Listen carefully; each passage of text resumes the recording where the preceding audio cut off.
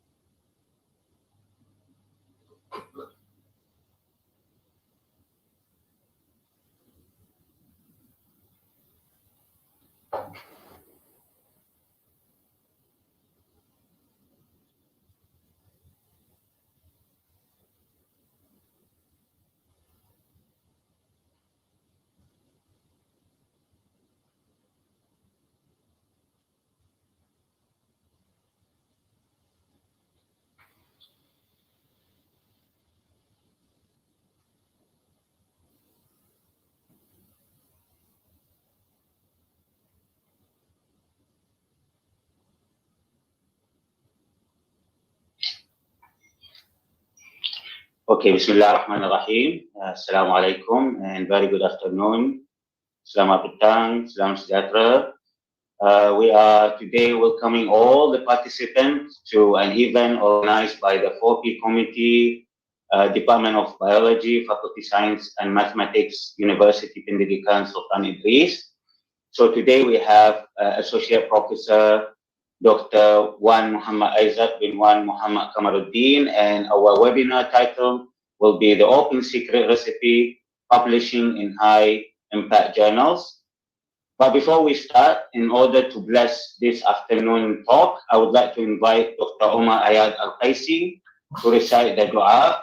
Dr. Omar, the mic is yours.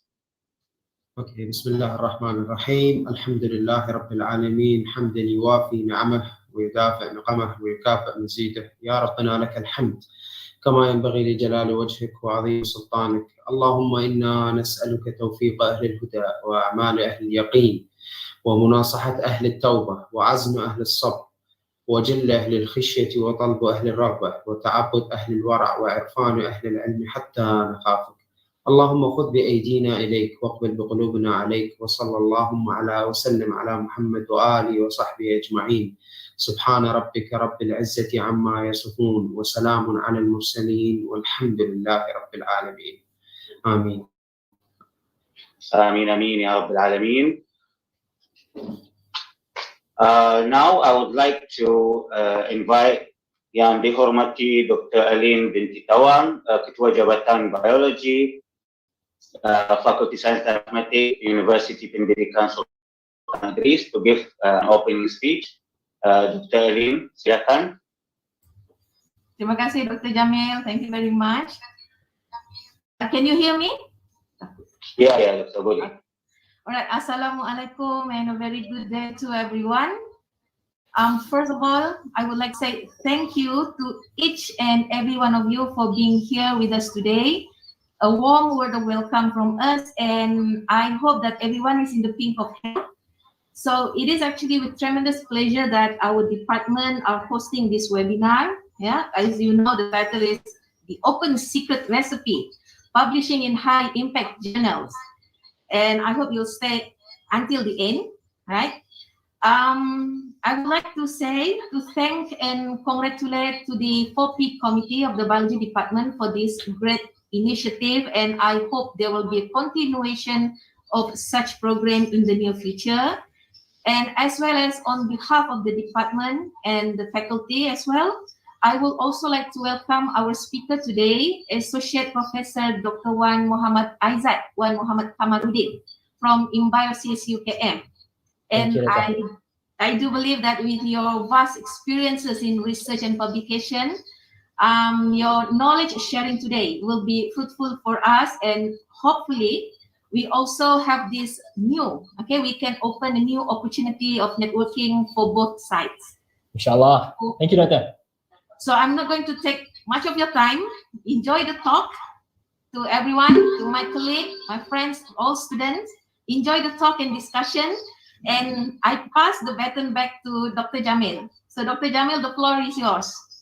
Thank you. Terima kasih yang dihormati Dr. Alin binti Tawang, Ketua Jabatan Biologi, Fakulti Sains dan Matematik, Universiti Pendidikan Sultan Idris.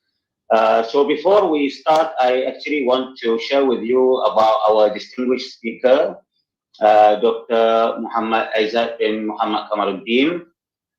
Dr. Wan Muhammad Aizat completed his bachelor and PhD in University of Adelaide, Australia, specializing in biotechnology and plant science fields. He's a research fellow currently at the Institute of System Biology in Biosis in UKM, as well as the Deputy Director, Infrastructure and Instrumentation, Center for Research and Instrumentation Management. Currently, he utilized the multi-omics approach, particularly proteomics, to study the tropical plants such as the kusum, sabunyawa, and mangosteen. And in terms of publication, which is the topic for today's speech, Dr. Aizat has published more than 60 research articles in Scopus and WOS index journals, out of which more than half of these Q2 and Q1 journals. He also appointed as a reviewer to more than 38 different journals with different distinguished publisher, and is currently served an academic editor for a Q2 journal, Evidence-Based Complementary and Alternative Medicine. He also authored 5 books and chaptered in books with internationally recognized publishers such as Springer, Nature, and Elsevier.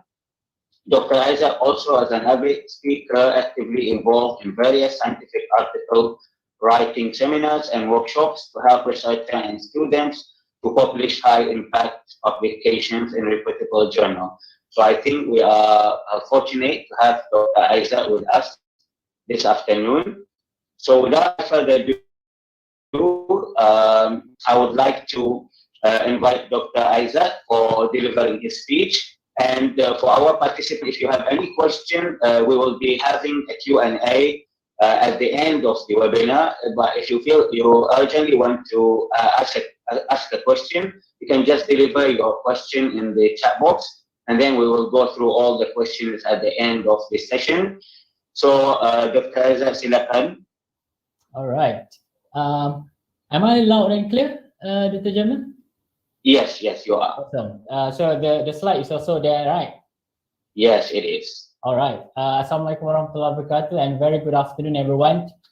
First of all, I would like to say how thankful I am to Dr. Jameel and to the Department of Biology from UPSI for giving me the opportunity, the Faculty of Science and Mathematics for giving me the opportunity to talk today about a very interesting topic, the open secret recipe publishing in high impact journals. The title itself, I must say that we've kind of coming together between me and Jameel, as we are looking at a very interesting topic, but it's already quite very familiar out there. So we want to attract people to come in and join us and try to make sure that this kind of open secret is being told to everyone, and making sure that everyone is in the know, and hopefully giving us the opportunity to publish in these high impact journals. By the way, my name is Mohd Aizat, as being told previously by Dr. Jameel, and basically I'm basing in the UKM. So again, thank you very much for this opportunity. So I've been knowing, I know Dr. Jameel for the last few years in our Proteomics Society. So I've got this what you call it, the symbol or the logo there. So that's Malaysian Proteomics Society. So we've been having a lot of activities together. So thank you very much, Dr. Jameel, again for this invitation. So let me start. So first of all, I'd like to say that a few disclaimers. First of all, I'm still an early career researcher. I'm still developing my research field. However, I'm very much honored to be here to talk to you guys and sharing my experience with becoming an author, a reviewer, as well as an editor for a journal. And hopefully, my aim today is to widen our views on how to publish in high impact journal and increase our likelihood, our chance of getting an acceptance in these journals. And I know that there are wide spectrum audience today, so perhaps there will be a lot of lecturers from UPSI, and also perhaps some students in here. So I'll try to generalize a lot of things. However, if you do have some questions, do let me know at the end of the session, and I'll try to answer as much as I can. And today I'm gonna tell you about 8 open secrets, and of which this leads to 9 different strategies. So bear with me for the next half an hour or so. Right. First of all, let us start with a definition. What is a high impact journal? So if you look into on the internet, a lot of people are asking, what is the high impact factor journal as being shown here? For me itself, it has 2 different conditions. The first one is it has high impact factor, and the second one is the Q1 and Q2. I will tell you guys a bit more in one of the topic later on about how to all these things in high impact factor as well as Q1 and Q2. But I would like you guys to everyone to appreciate high impact journal is kind of different than high impact publications.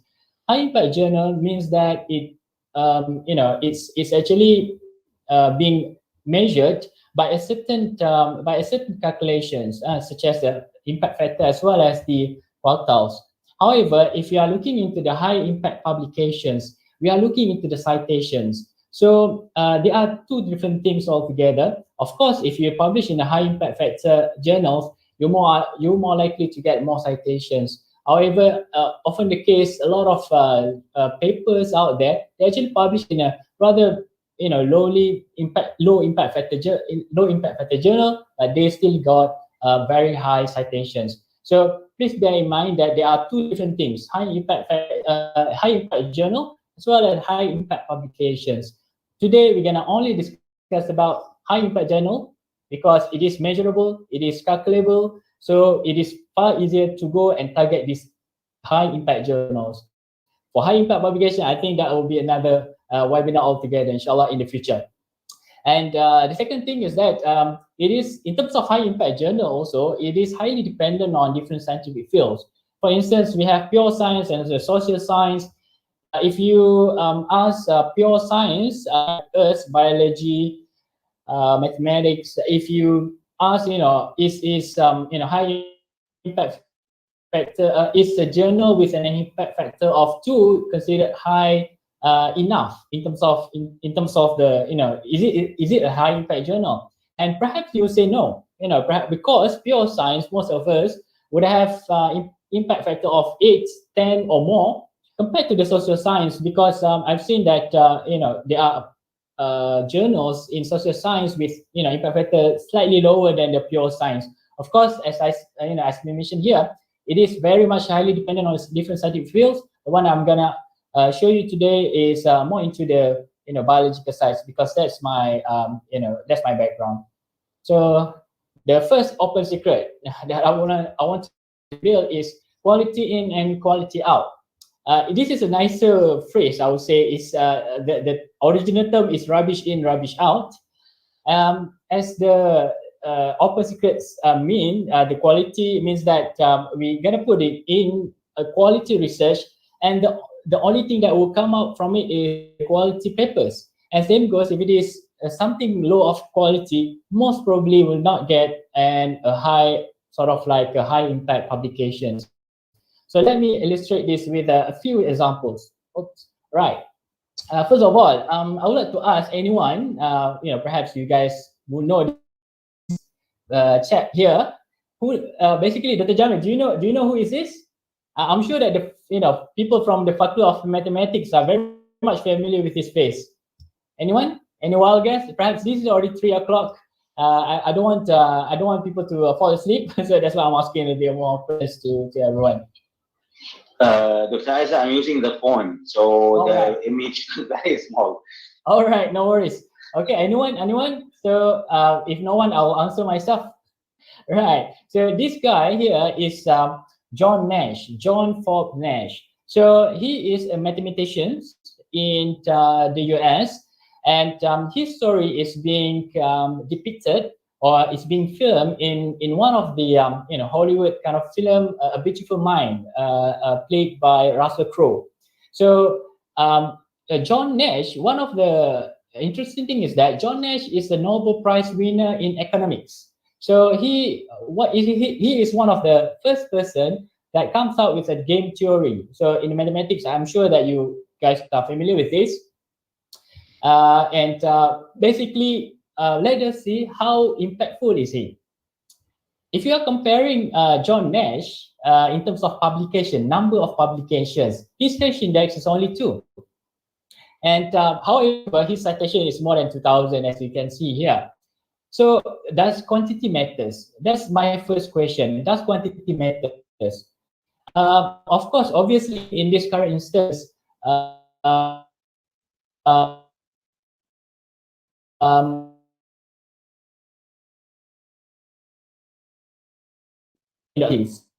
lot of university. I'm not saying quantity is wrong.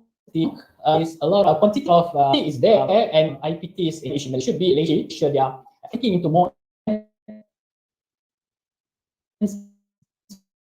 that people are focusing more and more in patients really. So only a handful of publications. His session there is only 2, but he won Nobel Prize. So how is quantity really that matters? That's my first question that I want to put to you guys. Anyway, what John Nash has is what we call it why.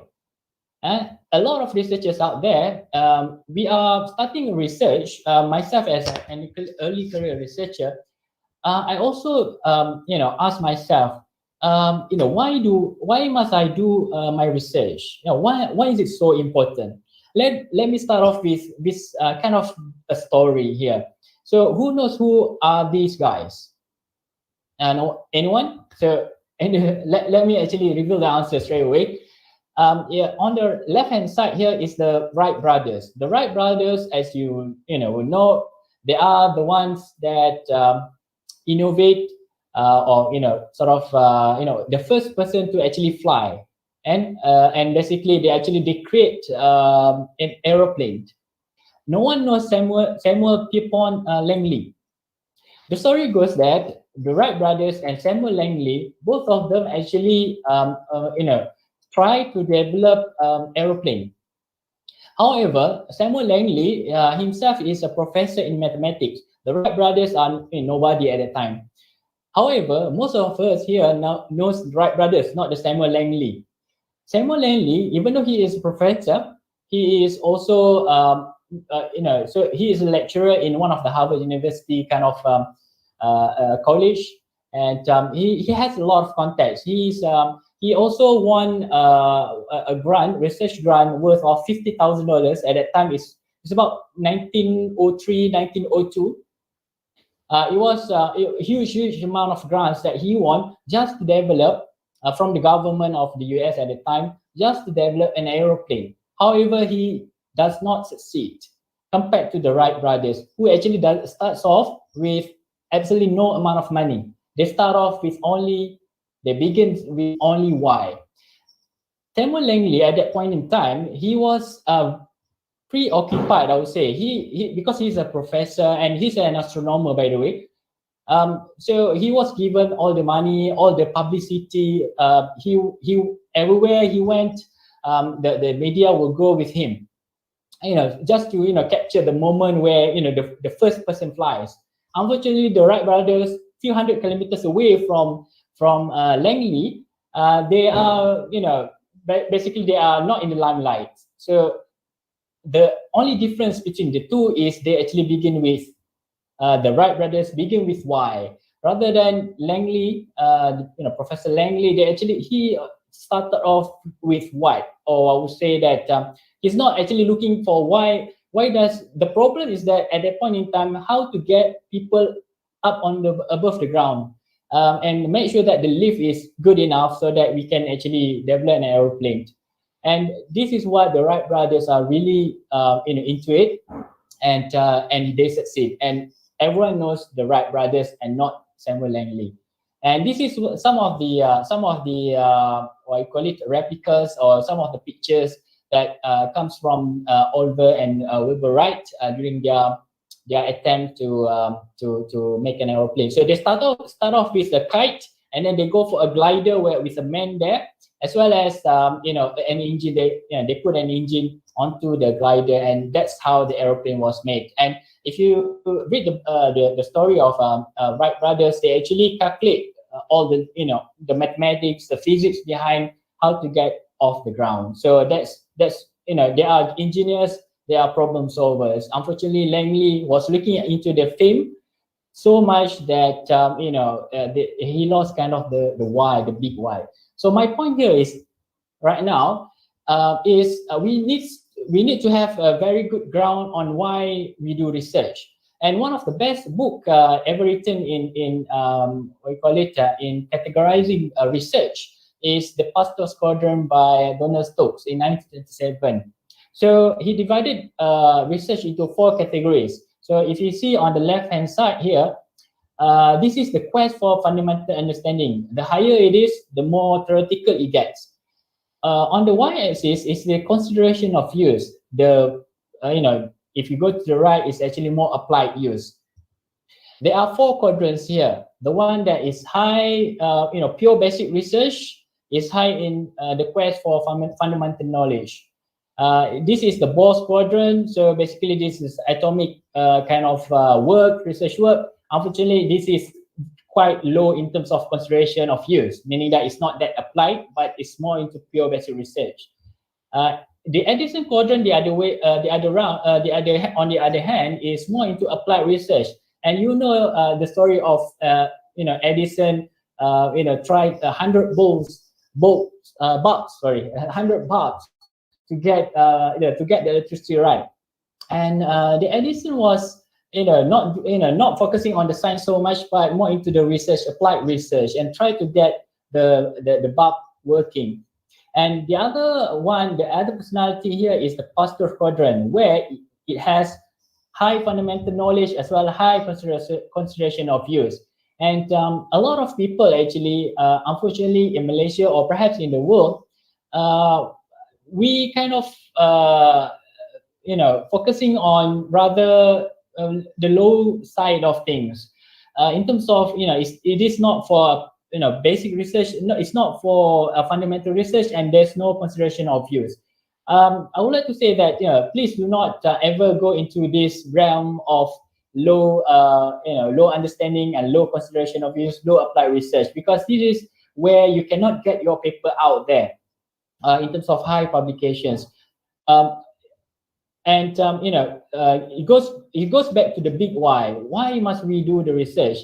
A lot of time when I meet people, in terms of doing research, they are focusing, a lot of early career researchers, we are focusing on the what, the how. I want to use proteomics, I want to use metabolomics, genomics, all these PCRs, all these high-tech instrumentation. However, we often forget about the why, about the reason why we must do the research in the first place. We have all the technological advancement, but without the why, your technique is just a technique.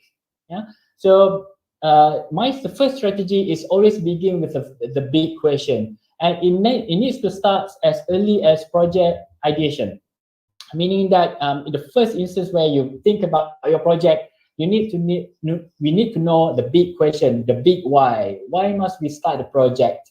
Currently, my big why is because I'm looking into the use of natural products for health, and I'm looking into how to get natural products out there and try to help people in terms of improving their health.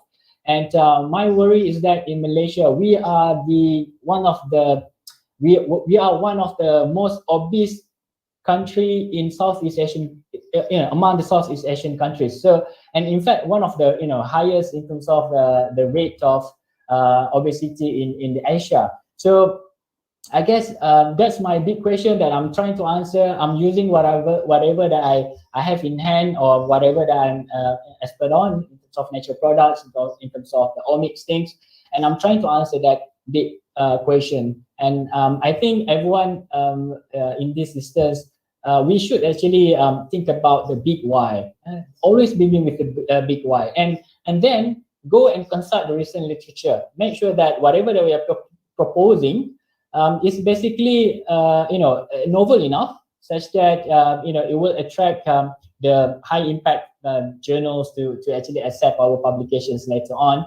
And also remember that go and refer in terms of experimental design. Without a good experimental design, most of the paper won't actually penetrate these journals. And a good experimental design requires a good statistics, requires a good replicates. All of these needs to be in place before we actually start our experiments. So, and along the way, always remember our big why, because there will be hiccups along the way. There will be students not finishing, or in terms of COVID-19, you cannot go into the lab, and basically we are far behind in terms of our project. Do not lose our big why, because this is what kept us moving. And I remember kind of the motto of what you call it, Asia. Why Asia is so far better in terms of we call it in terms of their company growing compared to Malaysia Airlines. AirAsia has one motto which for me is one of the best motto ever. Their motto is their big why. I think everyone knows this, and the motto is now everyone can fly. So that's their motto, and that's what their big why. They want everyone to be up in the sky, and make sure that everyone can afford to go overseas, or can afford to go places, increasing the mobility of people to go everywhere. And I think this is what we need to do as well in terms of in research. Always begin with the big why. So this is my first strategy: begin with the big why. Big question. Right. The second open secret is journals have different status. A lot of people doesn't know this, because probably we didn't actually go into depth of comparing different journals and everything. But let me actually break down this to you if if no one knows this yet. In terms of publishing hierarchy, we have quite a different hierarchy. So one of the journals sits really at the bottom here. The people that controls the people that actually publish journals are the publishers. So journals like Nature, Plant Journal, and everything, they actually have different publishers: Elsevier, Springer, Wiley, and everything. And I remember one time where the journals, even after I emailed the journals multiple times, I'm asking why on earth you are late.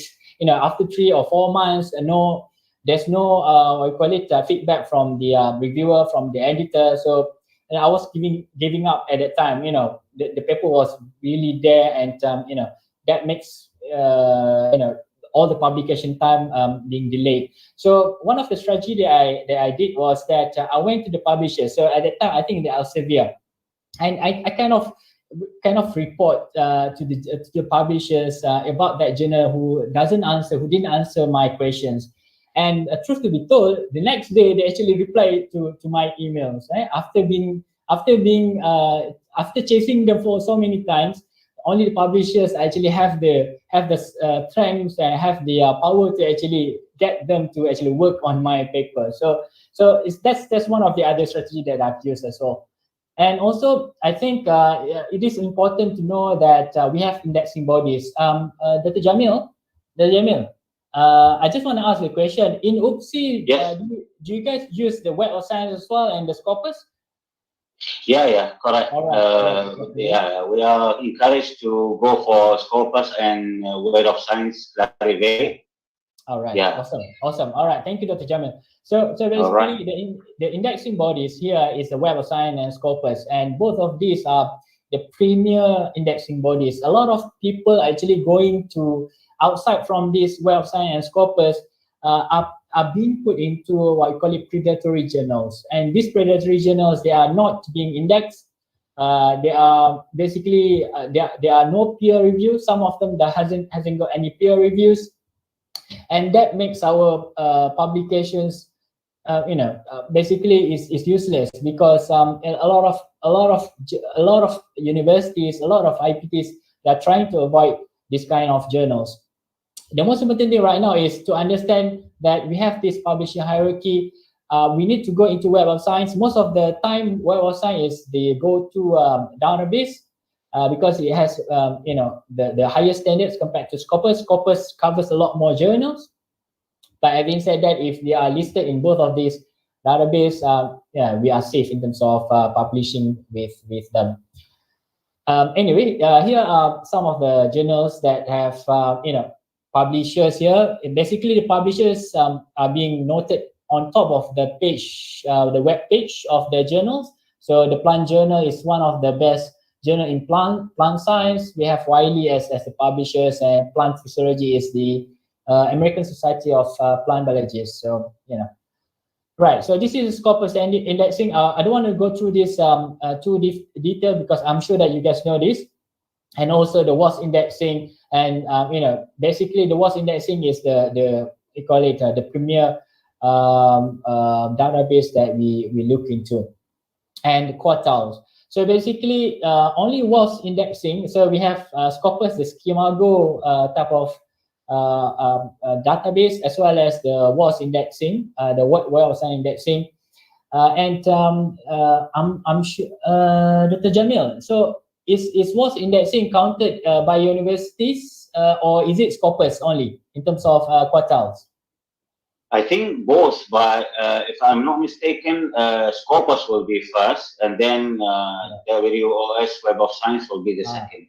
All right, cool. Yeah. Thank you, Dr. Jameel. So Yeah. in my university, I mean, like in UKM and MIRA, so the Malaysian Research Assessment, we only count papers, journals that are actually being in terms of impact factor. In terms of impact factor, we only count the WOS. It's not Scopus.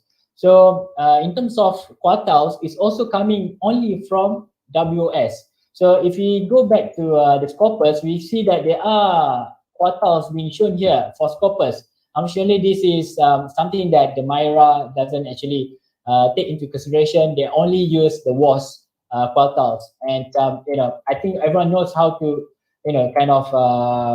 how to measure the what I call it, the quartiles. So basically, if you have 100 journals in one category, we list down from the highest impact factor to the lowest, and the first top we call it 25% is the Q1, then the next 25% is Q2, Q3, and then lastly is the Q4. So every quarter has its own numbers there, right? So you can introduce another one, which is top 10%. So this means that out of the 100, the first top 10 is the what I call it, the top 10% journal. So that's really the highest ranked journals within that category. Right. So the second strategy that I'm gonna show you guys, I call it the high Q and low IF strategy. So we basically, journals have different field categories. So let me show one example here. Planta Medica has 2019 is 2.6 in terms of impact factor. In 2020 has moved into 3.3 impact factor. However, it was listed in 4 different categories: pharmacology and pharmacy, chemistry, plant science, and integrative and complementary medicine. And you can see that in different categories, they're actually listed in different quartiles. So in pharmacology, it is Q3, chemistry is Q3, plant science is Q2, and then integrative and complementary medicine is Q1. Our library, most of the time, they will only take the what I call it, the highest quartiles. So one of the strategy that we've been using is that if you can actually find a journal that are categorized in different categories, and these different categories have different quartiles, such that you actually have the opportunity to go to Q1 rather than the Q2 or Q3.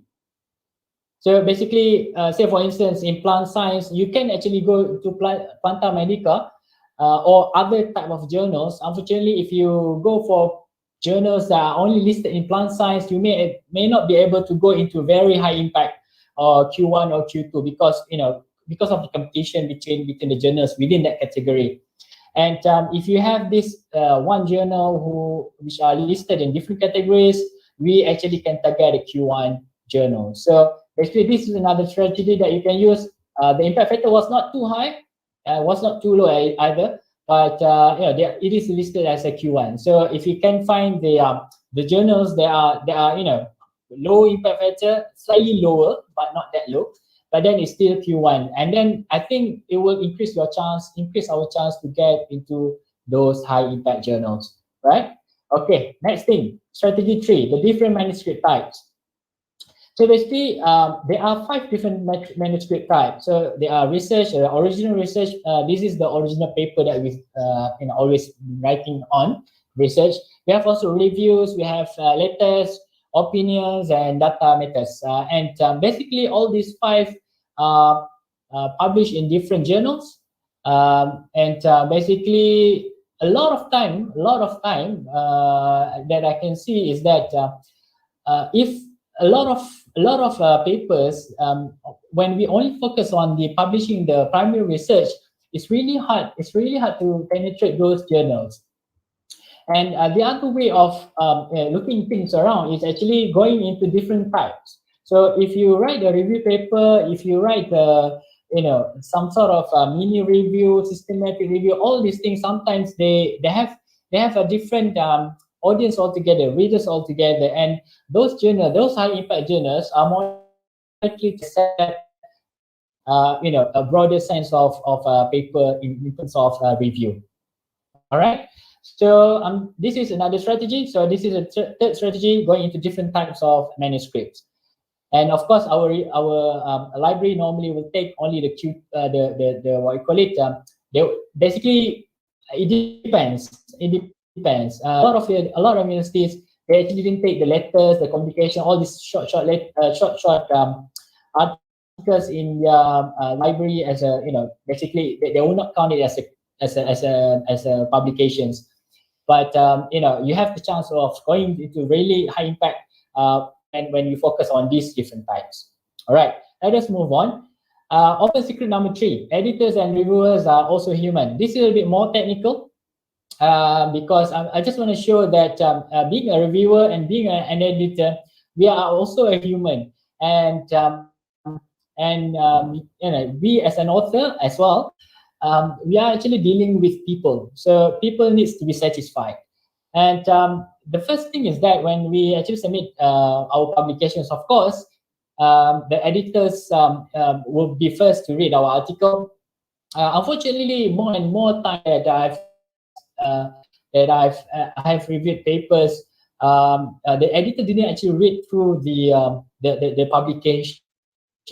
So the papers that comes into a reviewer is actually quite low quality, and I often actually I was a bit picky as well in terms of reviewing papers, because we don't have enough time. We are all busy people, and we want to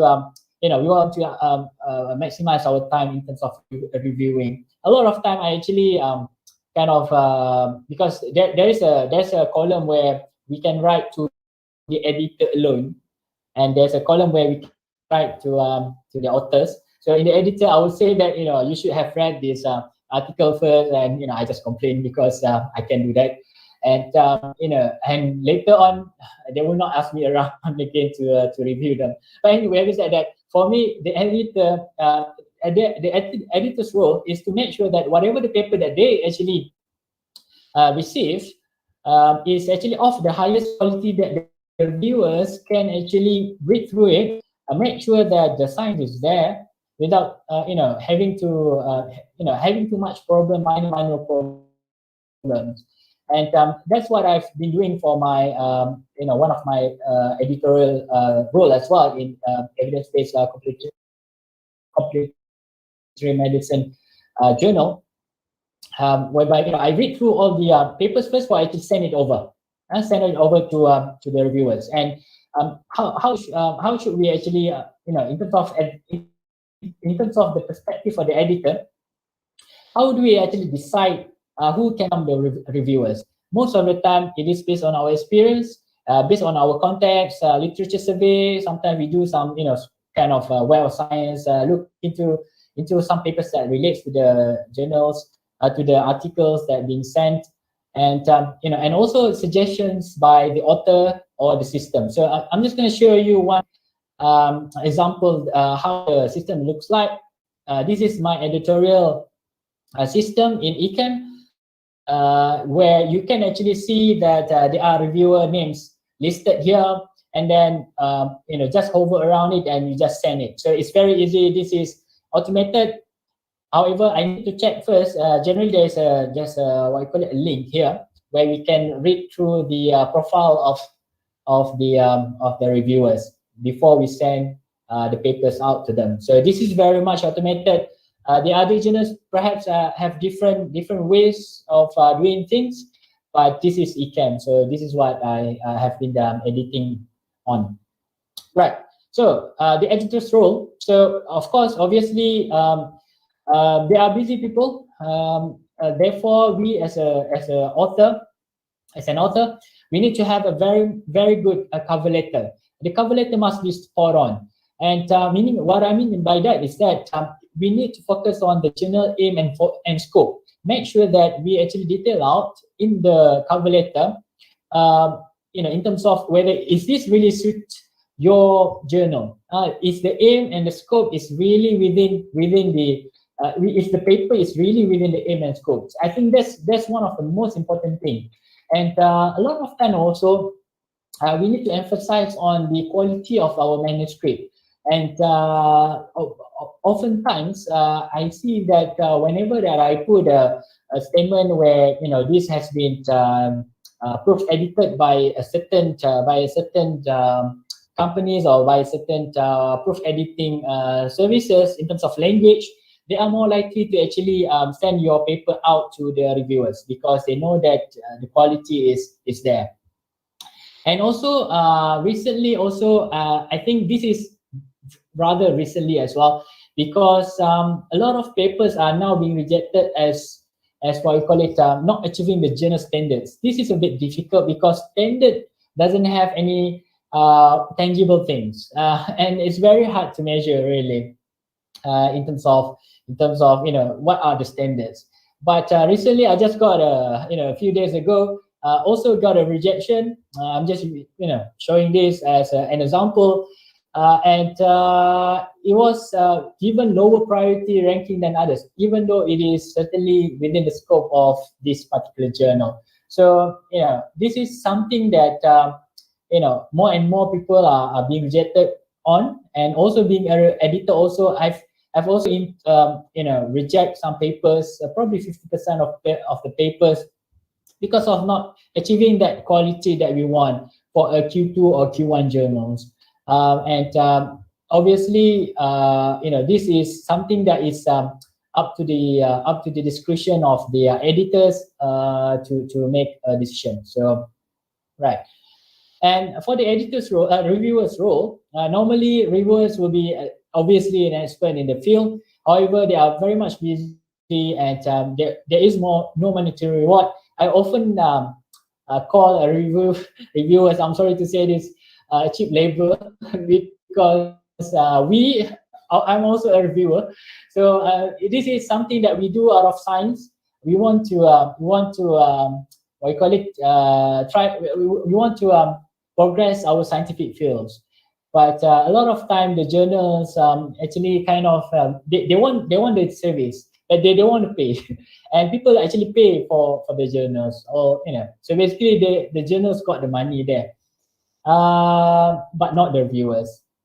So given that they are busy people, the most important thing that I really hate myself as a reviewer is incomplete response. Whenever that we actually ask the authors to do some modifications, to do some improvements, oftentimes we've seen authors, they actually responded inadequately. So meaning that they are not response in 100% towards what we want. And I generally will reject those papers who really doesn't actually answer the question that we want, because some of them have some issues with the science, with the experimental design. If they actually didn't properly address the concern, then this is not something that I would consider. And of course, I think everyone knows that we can actually nominate for or against particular reviewers. Most of the time, the editors can actually be a bit picky, or I call it cheeky. They can actually took those reviewers that you actually vote against and send it to them anyway, and it's up to them. So, but still, they will try to accommodate based on the reasons that you actually give them. So, do we know what they want? The reviewers. How do papers are being measured? So here are the list of the referee evaluation form. This is obviously not the same for any different journals will have different questionnaires, different questions that they ask the reviewers to evaluate the papers on. And you can see here, generally they're actually looking into the quality, the contribution, whether is it significantly different than previous papers, and so on. So basically, this is an example of how it looks like in Frontiers. So basically, I've kind of comment on it, and then basically the authors can then straight away cite or we call it to answer my question directly on the page. So different papers or different journals have different way of doing reviewing. But for me, we as an author, the most important thing, how do we respond to reviewers and editors? And this is what I said earlier about people, about authors who I would say try to avoid answering directly. So I think there's a lot of time that I've seen people do that. And this is response to later to reviewer editor, an example there. But anyway, for me, the strategy number 4 is a thorough response to reviewer to an editor. First of all, if you are an early career researcher, if you are students, list all comments by the reviewers. A lot of people, they just put, of course, we as a reviewer, we just put in a paragraph. We can actually divide it up, and then we can number them sequentially. And if the reviewer actually point out something positive about your paper, thank him or her, thank the reviewer. So just to just to be polite. And then if they actually express concerns or they're asking more, then just answer appropriately and thoroughly. And by doing this sequentially, you will get you manage to answer point by point, such that it will help you out in terms of, it will help the reviewers as well, because we as a reviewer will read the papers again. We read the papers again. We read the comments to the reviewers, this letter to response to the reviewer or editor. So basically, if we do this correctly, most of the time we won't get a rejection. Most of the time, if you do this properly. And then I think the most proven strategy for answering reviewers, there are two. So the first one is we need to actually cite previous reports that support our arguments. So this is one of the best technique to what we call it, to address the response or the concerns by the reviewers. If we find papers that actually said something that supports our arguments against whatever the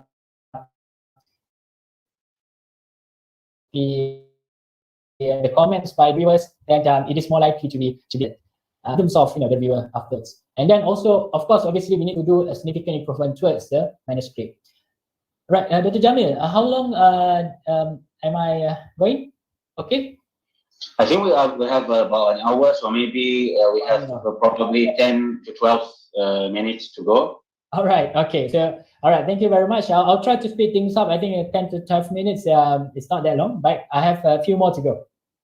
Anyway, so generally, what I generally do also is to be detailed enough such that they will not go back to read your article. So this is something that I developed myself as well as an author, and because I feel that.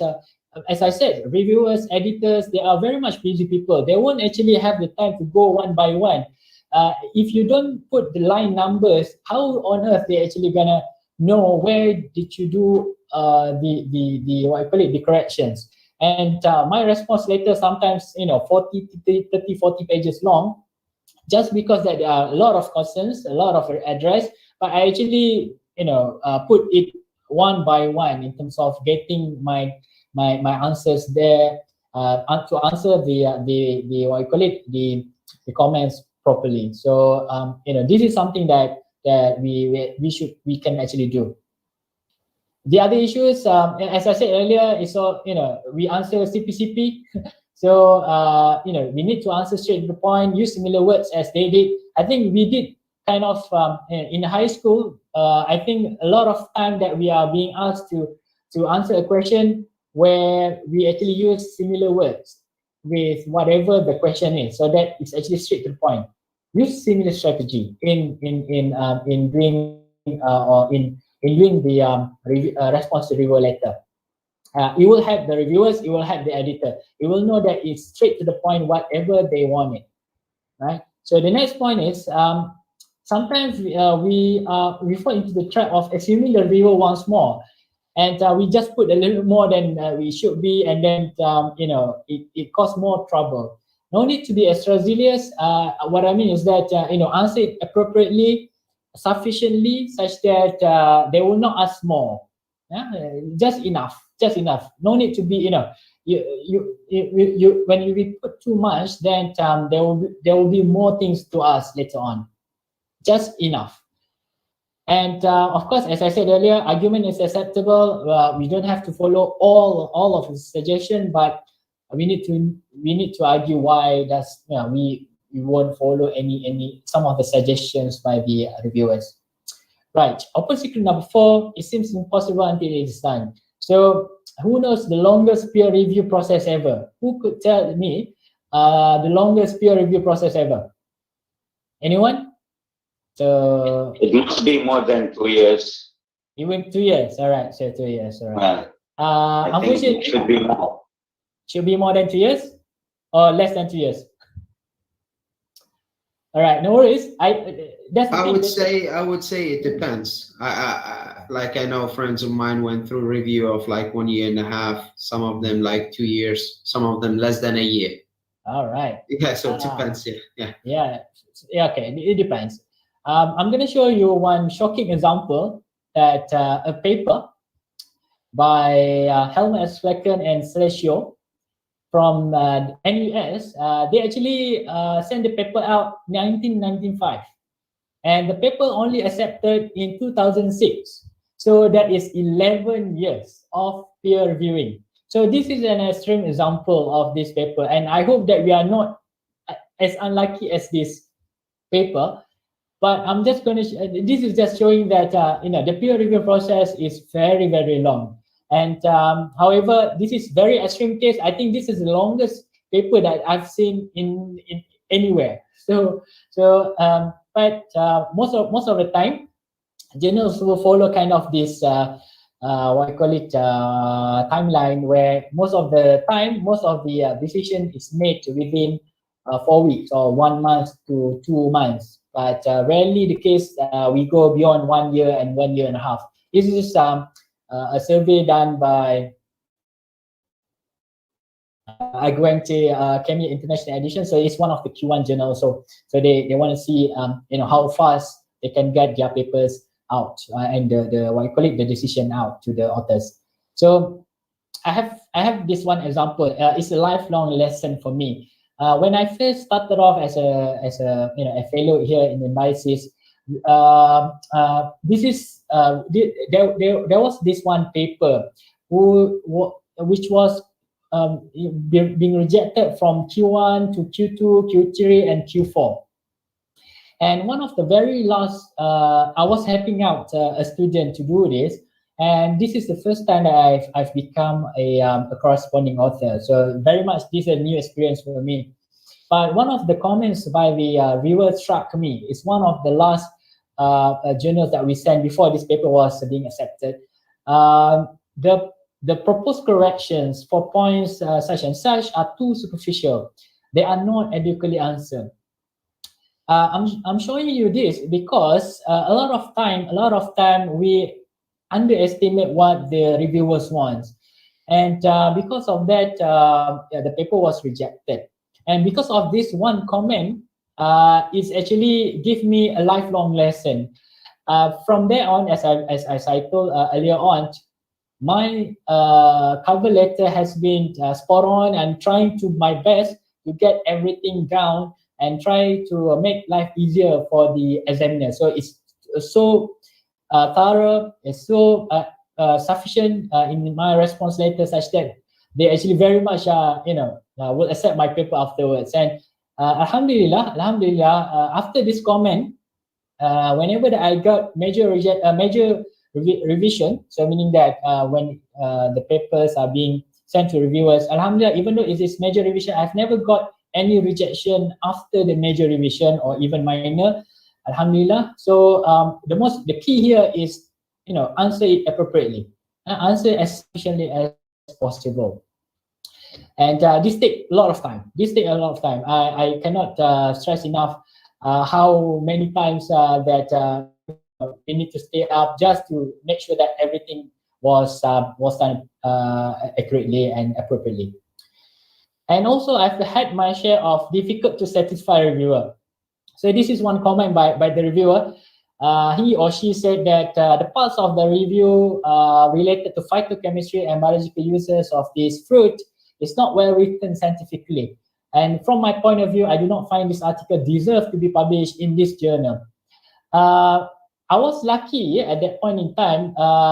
This paper that I've written was sent to a journal, a Q1 journal, with an impact factor, I think it's 7 at that point in time. Interestingly, this is one of the very first time that I got 5 different reviewers. 5 different reviewers.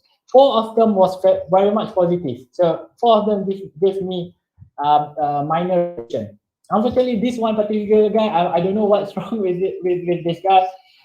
He was very much unsatisfied whatever that I'm writing, such that there's something really an issue about the paper. It was not written, and it's not being deserved to be published. So even though I've got those 4 reviewers saying they are okay with my papers, I still have this one reviewer that I need to satisfy. So in my class, I generally ask people to how do we answer this? If you got this kind of question, how do we answer this? So I'm just going to go straight to the answer. Our answer is that we actually send the papers out to 2 professors. So within that 3 or 4 weeks of rebuttal time, I had to actually ask 2 different professors to read my articles, and actually I acknowledge their contribution in reading my papers later on in my acknowledgement, and to make sure that the content and scientific accuracy of my paper, and with some comments, and I make some improvement later on in my paper. My point is here is a lot of time, as I said, reviewers are human. And it's up to them in terms of how do we satisfy them. A lot of time, probably they actually read it thoroughly. They have a lot of things going on in their life. Perhaps they don't really go into your paper that much. But you as an author, we need to be brilliant. We need to be clever enough to actually circumvent the issue. This is what happened. I think this is one of the most difficult question I have had. One of the issue, if I didn't, even though I have 4 reviewers saying okay, if I do not satisfy this reviewer, I will not get it published. And alhamdulillah, all the reviewers, the editors actually gave me the nod to publish the paper. During my first response to reviewers. So alhamdulillah. So that's good. So strategy number 5, I hope that I'm still on time, so I tend to speak a little more than I should. But let me know, Jameel, if I'm over time or right? I think myself and the audience are enjoying. I can listen to you in few more hours. We can have maybe 10 more minutes. All right. I'll try my best to get it done. Sure. Okay. Sure. Right. So strategy number 5. Remember these rules of thumb. So basically, this comes over from the open secret number 4 just now. Both us, authors and reviewers, are human. So psychology matters in terms of we are human beings. So if you answer reviewers impolitely, most probably they won't be happy as well. And the same goes as a reviewer. We are trying our best to not be too condescending towards the paper. We try to support the paper as much as we can. However, there are times where arguments between authors and reviewers can be quite difficult, and this is where the editors will play a role, will play a major role. So anyway, having said that, psychology matters. Make sure that you write response review very, very carefully. Make sure that I generally, when I do response reviewer, it will take so much of my time, and I try to divide my time wisely, because we do have other things to do. And in general, I will do it at night, because only at night I would have the focus to do the response to reviewers. And sometimes I would dream about this because to get the answer, sometimes you need some brilliance, you need this creativity to answer them. And this sometimes comes during prayer, sometimes when you go jog around, all these ideas comes and try to answer them. And of course, I think one of the things that I always do is that when we read through a reviewer, always the first time that you read the reviewers, do not be despair. Do not be despair about what they are asking. Read it through, but do not answer them straight away. I will take my time to answer them, answer the questions, because I want to think this properly throughout. So meaning that I will read this on the first day, and then I'll leave it for one day, and then I'll read it again. Then it will all seem okay on the third day after reading it again. So I think those time actually when we first read it, we feel so demotivated, and we feel so stressed. The reviewer doesn't like my paper. We think that it will be rejected in the end, but it's not. It's not. And it's really that the most important thing is we cater the answers properly, or the questions properly. And also rule number 2 is actually being a reviewer and editor. It's very hard to actually reject. A lot of people think that reject is easy, but it's actually far easier to accept than reject. Because to reject any paper, so when the paper comes into the journal, the first person that evaluate the paper is the editor. The editor will think that is this enough standard to go into again the standard again to actually be accepted to this journal.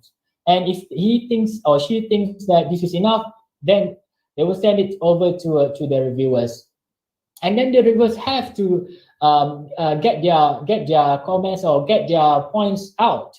And for me being an editor, if they are being if the comments are not appropriate, sometimes I do actually exclude reviewers, and then I'll try to get any other reviewers on board to review a paper. And I still remember there was one case where this reviewer only comment two words. I think it's no problem. I think it says okay, something like that. So that's not even reviewer, meaning that for some reason the reviewer is not doing the job lah. I don't think he or she reads the paper. So I reject those reviewers and focus on those reviewers that actually gave me a critical comments. And I've also rejected a paper even though there are 2 acceptance from 2 different reviewers. I have 4 reviewers, 2 accept, 2 reject. But in the end of the day, I decided to reject because those 2 reviewers point out some very glaring mistakes in terms of experimental design that the authors was not able to answer. So this is the difficult thing about being an editor as well. We need to decide. And of course, as I said, it's harder to reject than to accept. And always keep in mind that whenever, as I said, the response reviewer is your gateway to get the acceptance. If you manage to go through the peer review process, you get to the process where it says major. Sometimes I do pray that at least major, don't reject. So at least major. Then I will have the chance to actually rebut. And most of the time, inshallah, if you properly do it right, most of the time it will be accepted. And again, the last rule is the rejection is common. Do not give up. So always try a different paper. As I said earlier, there was this one case where it was rejected at Q1, Q2, Q3. I was not satisfied with it because students doing all the writing and everything. I have to, whatever I can. But to some extent, I have to write it again. I have to go back to the paper, go back to, the nitty-gritty of making all the sentences again and everything. Yeah, it was accepted in the Q1 journals. So a lot of time, me being a lecturer as well, for my experience, I have whatever I can for the students to be able to publish in good high impact journal. All right, this is our secret number 4. I have another 4. So let me very quickly go through all these things. Journals are profitable organizations. They are not here to help us to publish. That's one thing that we need to be clear. Therefore, writing an article is like selling a product. It needs to have a demand. It needs to tackle a problem. It needs to be better product than previous. Is it worth buying or reading? So currently we have this open access and everything. It used to be subscription based, and this subscription based you have to pay to read it. So this paying, if the paper that the journal published is not of the highest quality, it's not interesting enough, will there be any profit for the journals? Obviously not, right? So the thing is, whenever we write an article, we are selling a product through the journals. So that's why one of the first thing that I actually stress out in the first few slides is knowing our big why. Without the big why, without the big question that we want to answer, this is something it's very hard to do. We cannot sell our product, and hence most probably it will not be published in a very good journal, a high impact journal. And one of the strategy that I use to select journals is to go through the references. So this is one of the way that we can actually select our journal of interest in terms of where to submit our papers. If we go into our references after we finish up all the writing and everything, we can go through all the references, see and have a look into the journals that we have cited the most. This is because the journals they have this complex thing where they actually they like people to cite them. Although this is self-citation, but they want people to cite them. They want some recognition of what they have done previously. And but by going through your references, and then you see that those journals are the most common journals that actually publish in my area, you go straight away to those journals. And in this case, this paper that we have written is phytochemistry and current medicinal chemistry. So those two journals are the Q1 or Q2 journals, those that we will send our papers to. So one of the strategy that we used. All right, so there are a few other selection of how to target a journal. First of all, we can actually find similar scope papers using the methods or the results that we have. So basically doing a little bit more data research, and a different way or a different perspective of using was search, actually to search our keyword and then filter the document type, and then there are a lot of filtering there, and then focus on publication years in those recent years, and see this kind of statistics comes out from the WOS. And you can see that there are certain journals that publish our paper or the keywords of our paper the most. And I think and this gives us a little bit more flexibility in selecting the journals, the high impact journals. And also the online tools, sometimes I do use this, Elsevier, Springer, and Wiley. They have this journal selection tool kind of thing, where you can actually put all the title, abstract, and they will suggest to you. The only problem is that they are not thorough enough, meaning that only journals that are subscribing to Elsevier, to Springer, and Wiley being published by them are listed in their database. So it's very hard to get a very good journal selection out of these tools. Now, open secret number 5, English matters.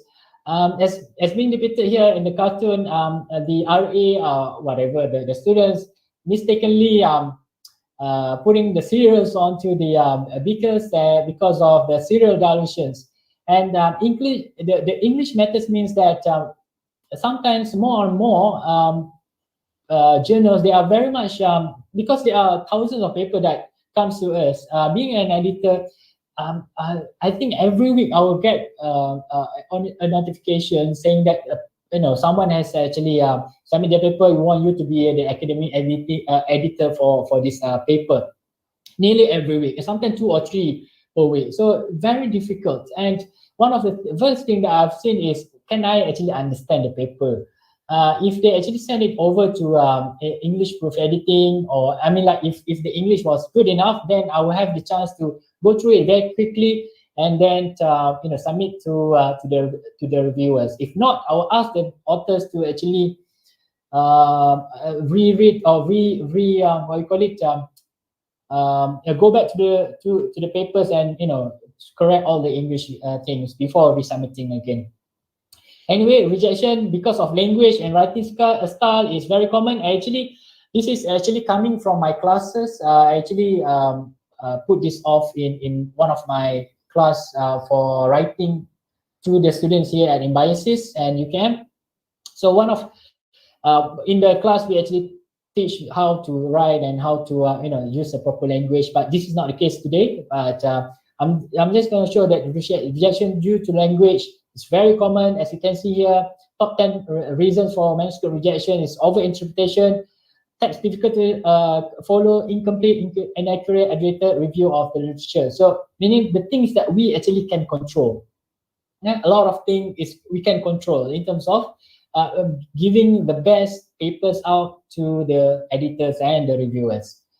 And you can see that editorial comments see the failure to communicate clearly, poor grammar, syntax, excessively self-promotional. So sometimes, yes, we feel good about our paper, but it doesn't mean that we are what we call it. We can self-promote it too much. But to some extent, we need to be sufficient enough with our writing. So one of my other strategy in terms of the English editing is to separate between content and language. A lot of time when we first read our articles, so being a lecturer, I have my what I call it students writing up the papers. The first thing that we generally do while writing papers is look into the content. I'm not worried too much about the language because the language will be fixed later on. However, from time to time, I've seen that some students may have trouble with their language, with their English, and then sometimes the point is really hard to get across. I'll try my best to separate this out. When I read about content, we just read about content. Whether is it good enough? Is the experimental design is okay? Are your figures and your tables are sufficient enough? I'll just read through the content. Then I'll read for language. When we separate these two out, that we have a very good chance of getting the mistakes. Getting, or we call it, we can spot the mistakes easily, rather than reading this both at a time. It's really hard to detect those mistakes. So this is one of the strategy. And also I've also kind of used different or I call it prof editing services. I only use this. One strategy is that to save money, I only use these prof editing services if I know the paper will go into high impact journals, meaning that there are high chance to go up there. So me myself will see whether are the results there enough to get into high impact journals. Can it go to Q1, Q2, and so on? Then I will decide whether to use these paid proof editing services. But if you are really good in terms of language, then it's okay. But sometimes it's good to have someone else to read your article to just get it right. But anyway, you can ask your fellow friends to help you out. Also, you can use these different services. Right. There's also another way of doing things, co-condensing tool. So co-condensing means that so basically this is one app, they call it Assoc. Assoc, we put our articles into the what I call the software, and we can search. Say for example, I want to know in this case, is fruit has S or not? Is fruit countable or uncountable? That's my question. So I've put the papers that are written by English native speakers into this co-condensing tool, and I search for fruit. So most of the time in literature, we use fruit without an S, meaning that it is uncountable, means that it doesn't have plural. So fruit itself is both singular and plural. So that's how I determine sometimes in terms of grammatical problems and everything. So that's one of the strategy. All right, open secret number 6. The last few open secrets a bit more philosophical, I would say. And number 6 here is ethics. And this is very, very important. Okay, elements of plagiarism. There are quite a few elements. There are key things that I just want to point out there. The first one is to use any part of writing or ideas from different sources without proper acknowledgement. So, let's say copy and paste everything, and do not put quotation marks and citations whenever that you take the sentences as whole. And then and also sometimes we do not paraphrase it properly. We just modify a few words. And also it is also considered as plagiarism. And also there are more instances today that I've seen online. People are offering illegal help, meaning that someone actually write a thesis for their students.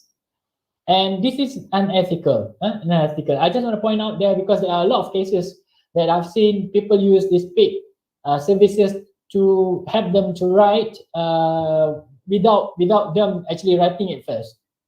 And this is not a proper way for thesis or for any publications. And of course, there are incorrect citations are also a problem there. But what I want to show you here is there is this one publication where it has been published in 2013, and it has been cited for 190 times, and it was just recently in 2021 being retracted because of overlapping material from previously published articles. And having papers published in a good journal, so this is one of good journals, Journal of Applied Chemistry there. Perhaps at that time when they actually published this paper, they didn't actually go through Turnitin or any type of plagiarism detecting software, so they don't know. So they published the papers. But this paper caught my interest because it's very relevant to my field. And basically, it was being retracted just recently in 2021. And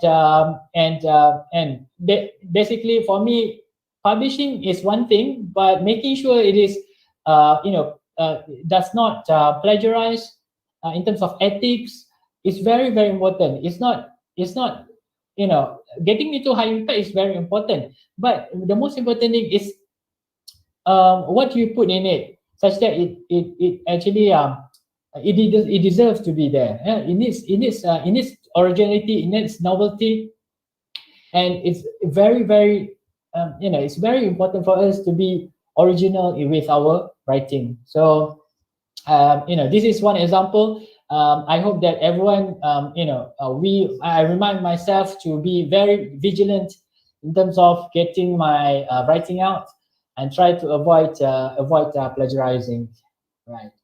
And there was this one very unfortunate case where a master's degree was being revoked by an allegation of plagiarism. And I think these universities, they actually have to go to court because of this allegation, this revocation, and there are court issues. So I just want to remind, if you are students or even if you are lecturers out there, very important that we check our students, our own writing before we actually submit, because it's actually our image, it's our what we call it, the reputation that we bring.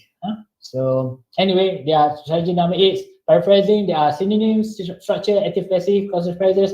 I'm not going to go through this because this is technical, but you can go to this MIT link and have a look into how this can work for your papers. Right, open secret number 7, student supervisor, a match made in heaven. So basically, this is my treasured students. So basically, I have here, this is my main students as a main supervisor. I have also other students that I co-supervise. But alhamdulillah, most of this year, 4 of them, some of them already graduated, and and what I love the most is that these guys started off without papers at all. So when they start with me, several years before starting, they don't have any papers publications. But alhamdulillah, most of them publish minimum 4 papers, and at least one of them will go to at least 1 Q1, and one of them go to 2 Q2s. A number of them go to 2 Q1s. Alhamdulillah, I think one of my best experience being a lecturer is to see my students go out there. They have their name as the first name, as the first author in a high impact publication, and they actually being offered to go to to work in a certain companies, to go to higher educations in terms of PhDs and being a lecturer somewhere else, using the papers they actually written themselves with the help of everyone on board in the co-supervisory meeting, in the supervisory committee. For me, very important that we understand the respective role. In fact, I actually have another workshop previously, how to manage expectation between supervisors and students, because for me this is an increasing problem. I used to be what you call it, so-called sort of the go-to person if kind of some problem happen with the students, and it's not I've been getting a lot of comments, a lot of critical comments from students and also from supervisors from both sides. And when I did this workshop, I was trying to manage the expectation from both sides, because sometimes postgraduate students as well as supervisors, we don't understand our respective role. What should we do first in terms of writing? And this is a question for all of us. If we are writing a paper, what is the first thing that we ask as a supervisor, ask the student to? Do we first ask the whole paper out, meaning that it has to be written? A lot of supervisors out there actually expecting their student come to goes with what you call it a pre-prepared papers, meaning that the paper should have been produced, written completely before actually send it to the supervisors. My strategy is that the first thing that we should definitely do as a supervisor or as a lecturer is to discuss figures and tables with the students. Do not write the papers before going into all the figures and tables, all the results that you want to do or you want to write on. Because if, for instance, if you do not agree about the figures and tables that we put in our papers together with the students, it will be very difficult for both sides, and you will not go, you don't have any common terms, and then the papers will have too many drafts, and it's very difficult. That's why I think one of the first strategy that I always told my students, go to me with your results and figures, your figures and tables, first. Discuss with me. Do not write it first. You can write other things, but then in terms of intro a bit, but not the results and all the other things yet, because I want to see the figures and tables first. And then during the meeting, you need to put it based on what you call it, the sequence, meaning that which figure comes first, tables and everything. Discuss that with your students. And I think this is what makes life easier for both of you and the students. And inshallah, I think we can get into the high impact publication together with our students. Right, open secret number 8. I think this is the last open secret. Thank you for bearing with me, Jameel and everyone here. Know thy neighbors, near and far, meaning that this is all about networking. So a lot of time in Nobel Prize, it was given to tech team. So for example, this is in 2020 in chemistry. Of course, I think Dr. Jameel, these two, Chapicher and Jennifer Doudna. So these two, of course, I think a lot of people know them as the inventor of the CRISPR-Cas9 system that has been used for gene editing, and currently it's being used for a lot of, we call it, trying to solve a lot of issues with diseases and a lot, in terms of, it's been the system is used in a lot of different fields, and therefore they actually get their Nobel Prize for that. And not only that, graphene is the combination of teacher and student. So basically, Novoselav and Gim, they are actually Novoselav is a student for Gim, and basically they work together. And what happens is that what interesting thing about them is that they allocate in a week. So Monday to Friday, Monday to Thursday is for doing administrative work, for doing their own research work. On Friday, if you read their I call it their biography, they actually on Friday they will do something that is outside from their job, outside from their own research, just to get their creativity on. So on that Friday, they will try everything, including this graphene.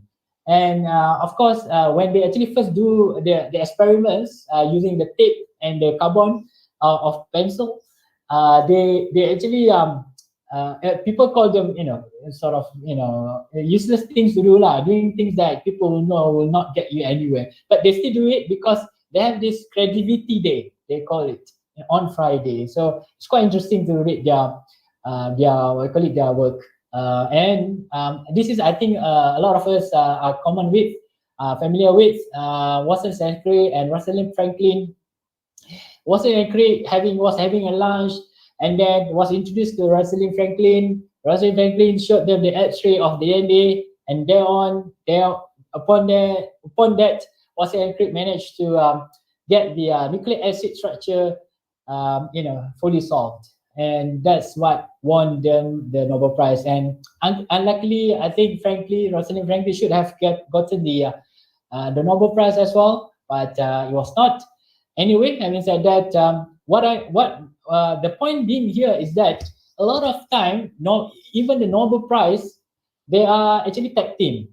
Networking, very important, networking.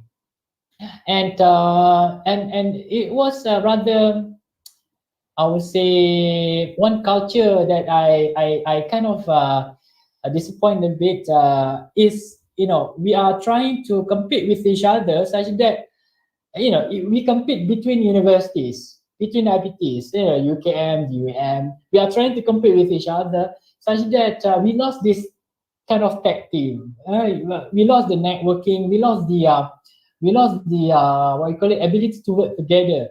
And then a lot of time, this is something that is what you call it, is not something that is not a culture. Unless you are really, really brilliant, like probably Albert Einstein, probably, okay, even Albert Einstein, I must say, he actually worked with an Indian physicist to come up with what you call it, Einstein-Bose equation. So it's one of the equation that they made together. Even Einstein also has a tag team, and we I don't know why, but we are trying to compete with each other and compete with a lot of people. I think this is something that is not useful, and I think this should have we should improve on this in terms of getting our networking, and I call this as the synergistic strategy. Where when we cooperate, working together, two or more people together, we actually create something like some of their individual efforts. So meaning that we will get more out of the collaboration that we did together, rather than just working in silo. And in fact, I just want to show this picture because this is my kind of team in Biosis, and I'm very much happy for their contribution. And for their work with me.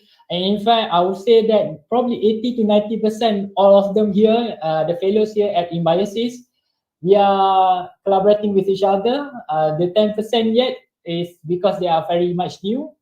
But Alhamdulillah, the networking is there, and we are trying to publish in a very good, in a good journal. Just the networking within our institute, not out yet. And I think this is something that I'm very proud of, and I'm very happy that we can do this. And I'm hoping that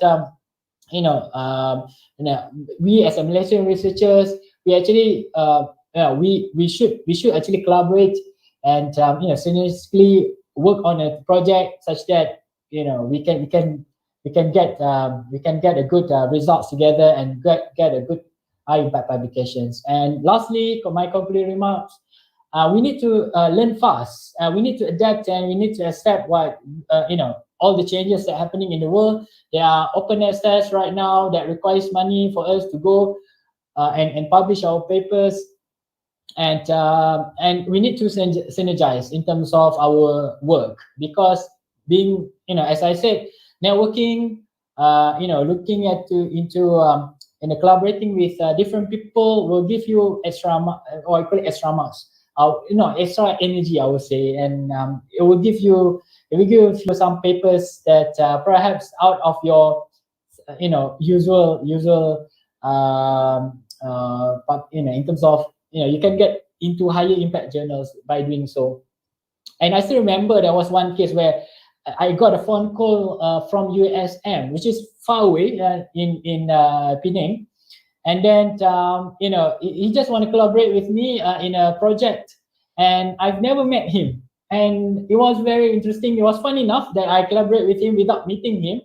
I only meet the student that comes to me, and then I've been teaching about the proteomics, how to do things and everything, and alhamdulillah we get into a Q1 paper, and I've never met that person, but I received the phone call, and it was very interesting, and also what I've done also interesting enough that Jameel is also one of my network in our Malaysian Proteomics Society. And this is one of the things that we try to do among ourselves in the society. With the UPM, with UM, we are collaborating with each other in our proteomics project, trying to push the boundaries in terms of getting to the high impact journals. I think this is the right attitude that we go on, and that's what we can do for in the future. And then in terms of knowing the right basics and the big question, I think this is very important, knowing the big question, the right basics, and then formulating the strategies. I think probably told you about 9 strategies before this. I think some of these probably are not known yet. I think a lot of these, this open secret, this is still a secret, but it was out there. It's not known yet. But I think you can use some of the strategies that I have mentioned. Perhaps that will help you out. And just remember that high impact publication is not just for elitists. It's not just for RU. It's not just for RU universities. I mean, like for UCAM, for UM, or for those RUs. I think even UPSI can go into the high impact publications. We have I think a lot of good researchers out there. With enough networking, with enough collaboration, I think we definitely can go there, and we can go to the high impact journals, inshallah. And last but not least, I would like just to promote Imbiosis is how our institute looks like, and basically we are actually offering services, rentals, and also we have this center of data analysis. So this is pesanan penerbit lah. And that's all from me. Thank you very much. I pass on back to Dr. Jameel, and sorry for taking a lot of your time. Thank you. So it's ready for Thank you so much, Dr. Aizat, for this fruitful and very interesting talk. In fact, I enjoy passing the determined time earlier, which is more than about 36 minutes. But we all, I think, enjoy. Before I open the floor for all the participants to ask questions, I would like to highlight that in the chat box currently, there is a link for your attendance and for the e-certificate. So please go to the link and put in your name and your institute, your affiliation, and then hopefully after that you will be able to get the e-certificate. Then I would like now to open it for everybody, all the participants, since we have Dr. Aizat with us today. So will be more than happy to get your questions. So is there any question for Dr. Aizat? I'm sure there are a few questions from the audience.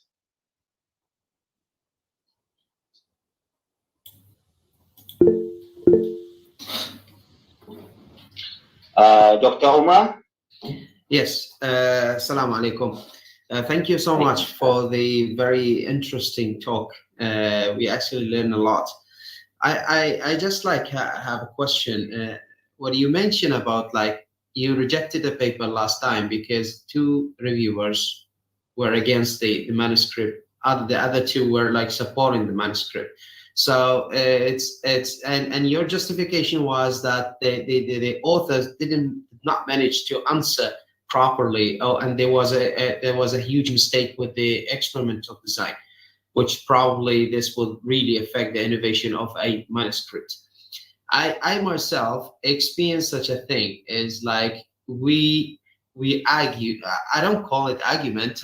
We disagreed. I mean, like I and the reviewer about the setup of the measurement, not the experiment. And unfortunately, the editor took a side with the guy.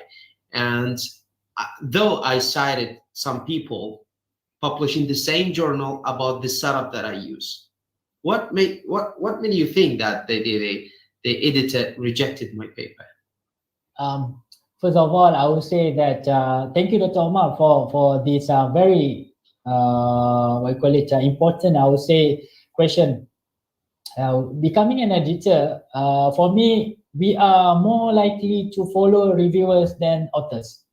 I think that's one thing that I think most of the journals perhaps they have more personal connection with the reviewers than the authors.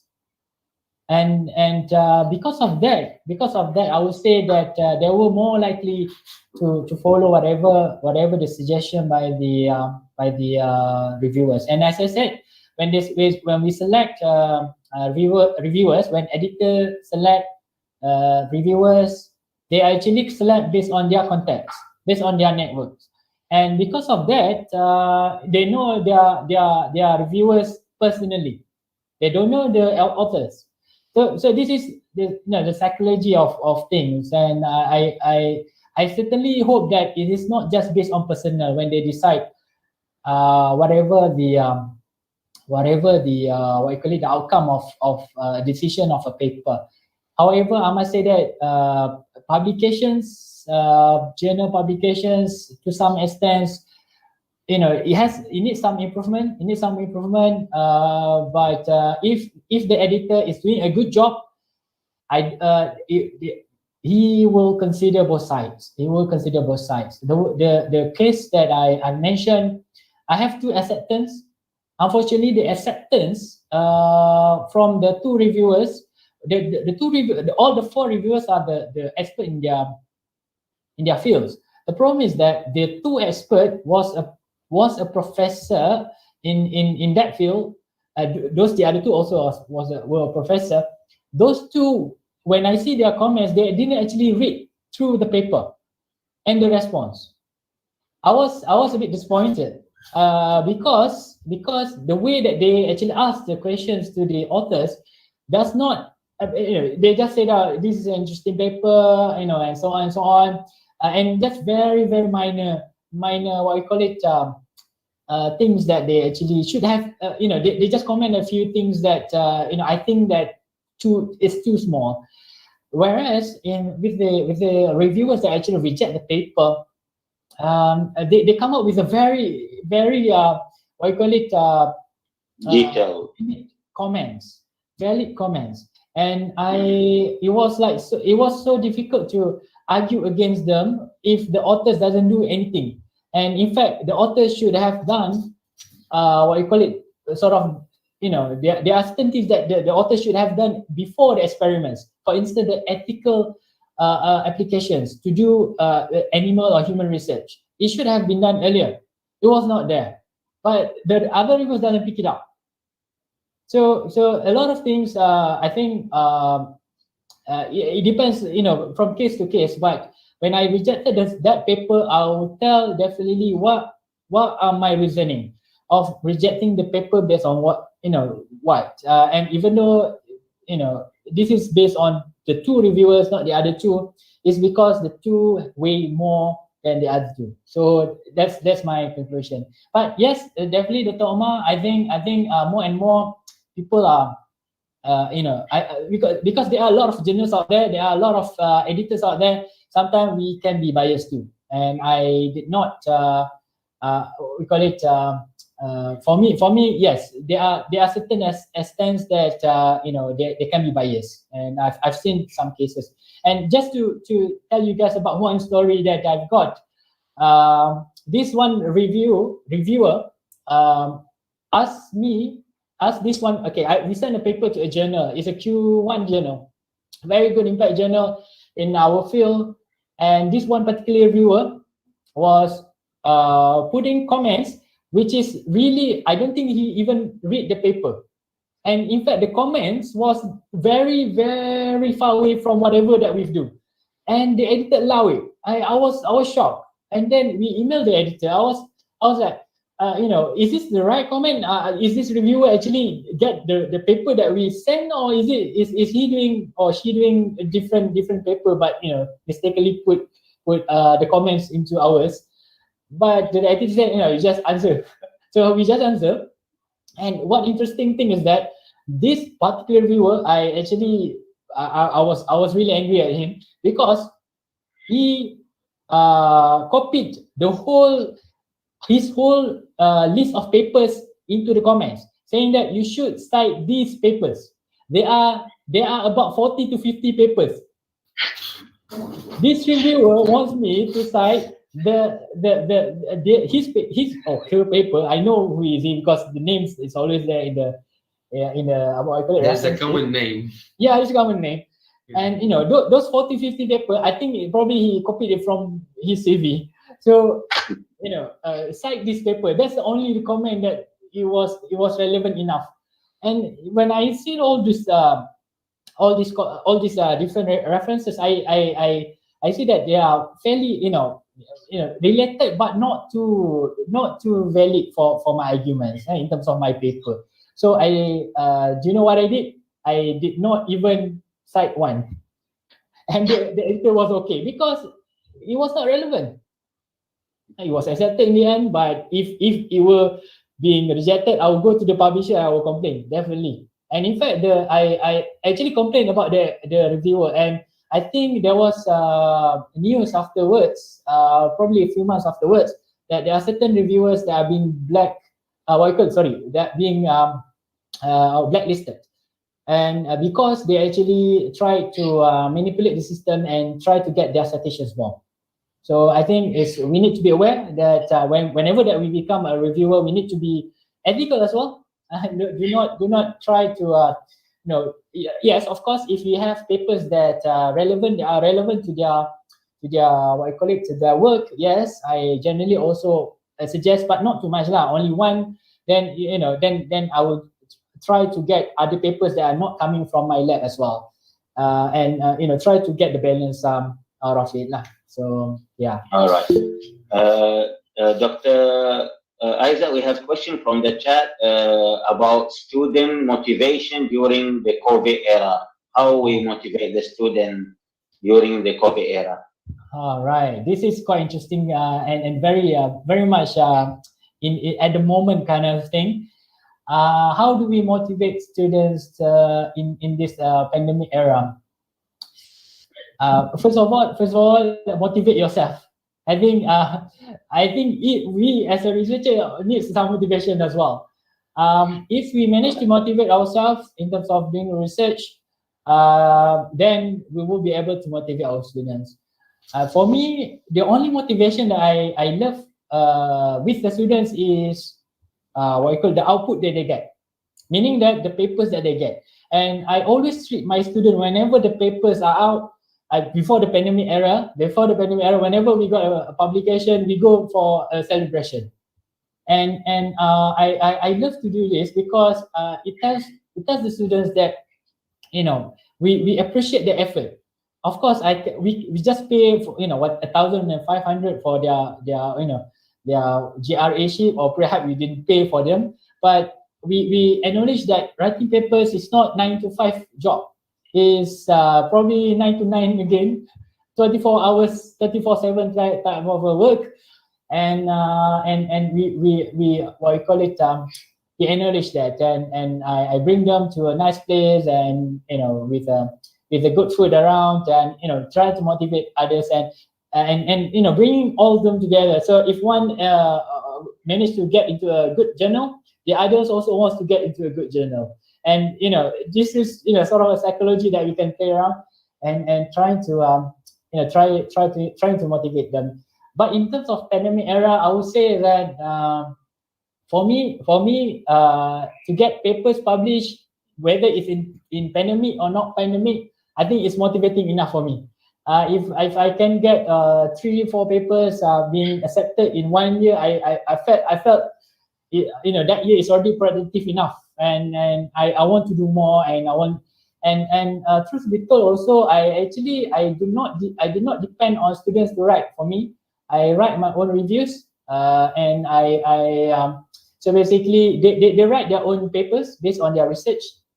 I help them out in terms of getting the what you call it, the final manuscript done, and making sure everything is okay before we send to journals. But myself, I also do my own review papers just to keep up to date with the what you call it, with the state of the art of there's a lot of papers coming out every day, and I want to I don't want to miss knowing things about my topic. That's why I do a lot of review papers and everything. So in terms of motivating, for me, if we can motivate ourselves, try to get the students to get some output out. I think a lot of students, they are actually being demotivated because I say reject, so they become demotivated. Try your best to get your students. I still remember one of my students. She's one of my best students. Most of my students actually graduated outside Malaysia. So I managed to get them into my lab. But I got this one student. She's one of the only person that is graduating from local universities, and she hasn't got any paper at the moment. And her English was okay, not too good, not too bad, but it was okay. But she was one of most productive students that I've ever got. During the first paper that I've written with her, it took about 10 to 20 different reviews. I mean drafts from me, and imagine reading about 20 drafts. Then the second paper was like less than 10, and then less than 5, and then just a couple right now. So I can see their progress. I can see their development across the years, and alhamdulillah, I'm very happy that they actually managed to progress. So I would say my advice is to try get the output there. Inshallah, your student will be motivated, even though it's a pandemic era. All right. I think we have Nur Izati just raise her hand if you got a question. Nur Izati, silakan.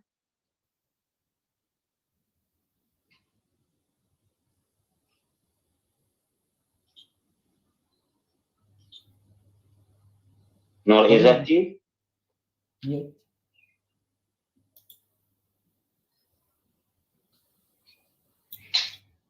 Tak dengar kot. Okay. Ada soalan lagi? Ada question? Do we have any question from the audience? Do we have anybody want to ask any question?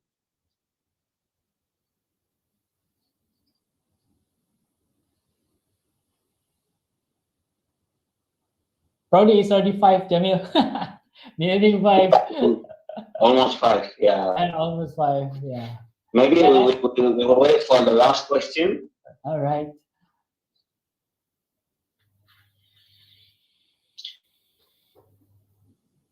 Okay, if the audience do not want to ask, probably, we have Nur Izati, okay? Izati, silakan. Okay, thank you so much, Dr. Jameel. Sorry, my microphone was didn't allow me through Gmail, so I just allowed the microphone. So I have a question to Dr. Aizat. Okay, basically you have experience in becoming an editor, right? So I just want to ask you, is there any numbers of a manuscript that you have to accept to your career as editor? Because I have experience at my paper, one of my papers, being accepted and published within a month. Okay, all right. Dr. Aizat, dengar tak soalan tadi? I think I got it. Is there any KPI that the journals gave us to accept any papers, any numbers of papers?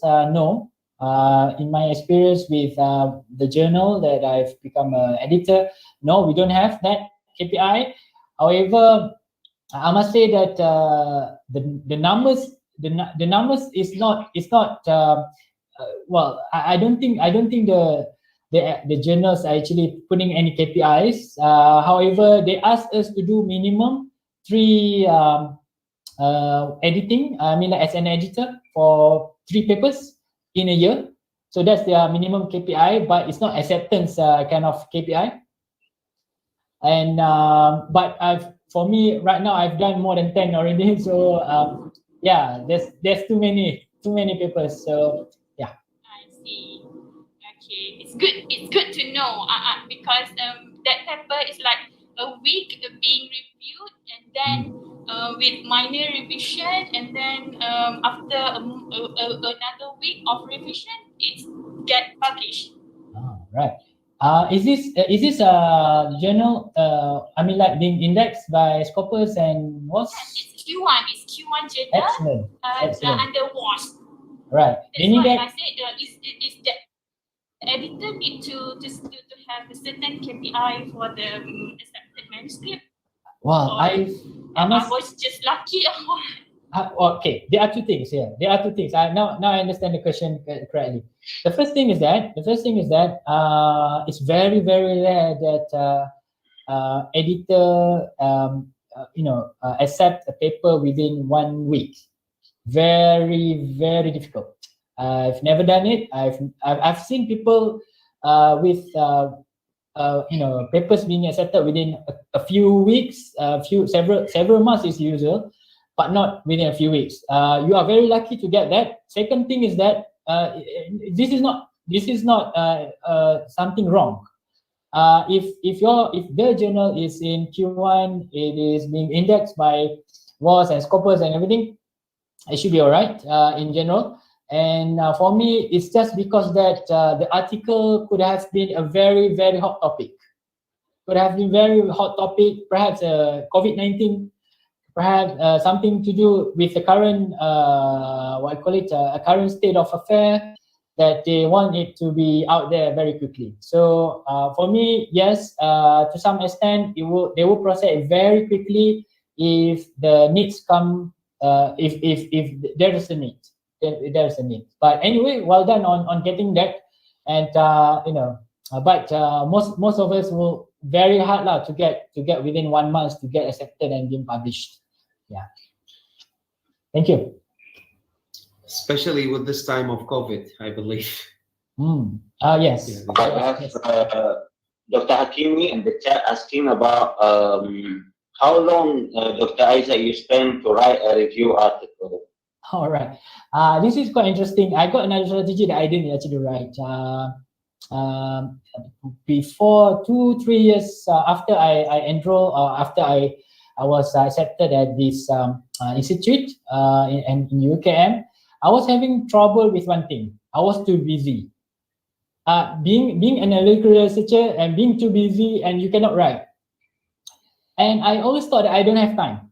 I always thought that where do I find time with my family, with my friends, colleagues, and especially when you are actually at the administrative level.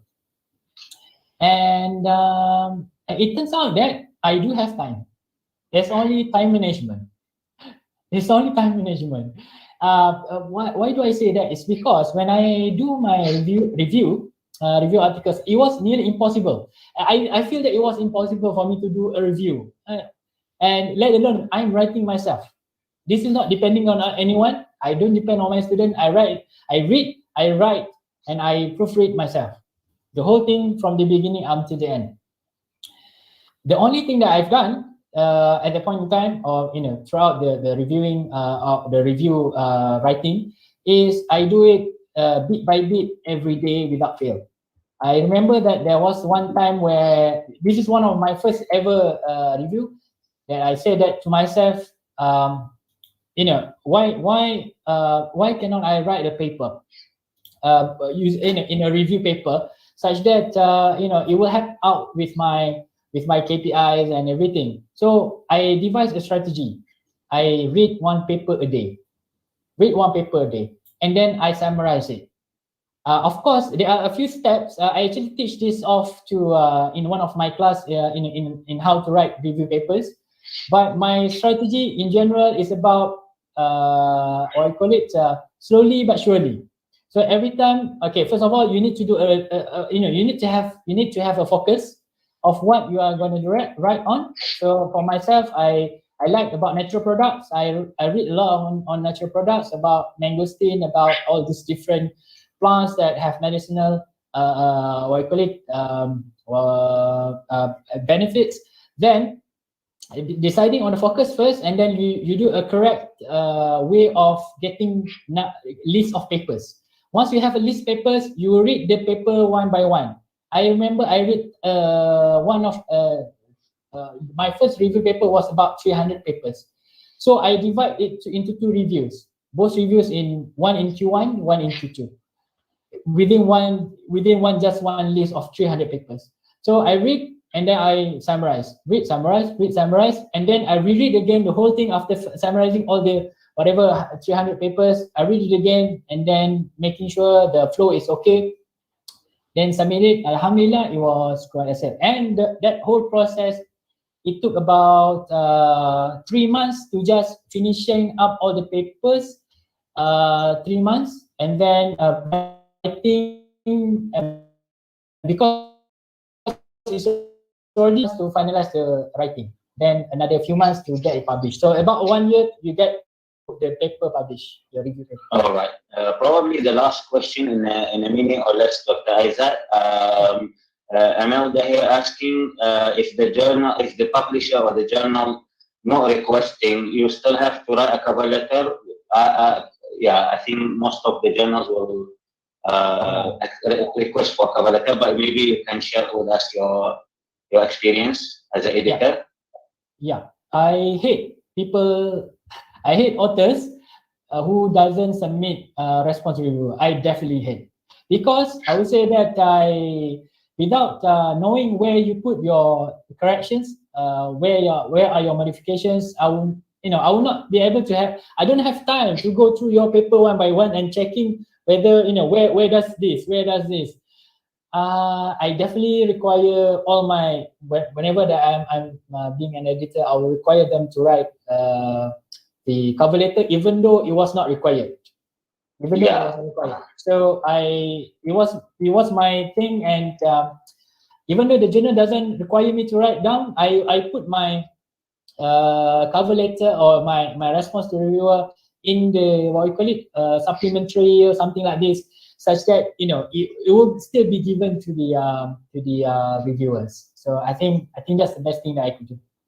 Yeah, for a conclusion, cover letter during submission or during responding is a must, I will say. It's very important. Yep. Yeah, thank you, Nisha, for the comment from the chat. We are already up cross 5, and we all enjoy this really fruitful and very nice talk. Before the end, I would like to thank the 4P committee, Jabatan Biology, Faculty Science, and Mathematics. Special thank to Dr. Alim bin Tawan, Dr. Nurul Bahia, Dr. Shakinaz Lisa for their help to organize this webinar. And very, very special thank to my friend, Associate Professor Dr. Aizat, for this great talk, sharing with us his experience, especially from the other side for the ordinary authors, which they don't see much, which is the side of being an author, a reviewer, and an editor at the same time. So you know that a lot of the open secret that, as Dr. Aizat mentioned, they are there, but somehow they are still secrets for many authors. So now I think, especially to those kawan-kawan Jabatan Biology, Ka-Opsi, and the rest of the participants, we have some participants join us from the overseas. I think now they have learned a lot with this great talk for today.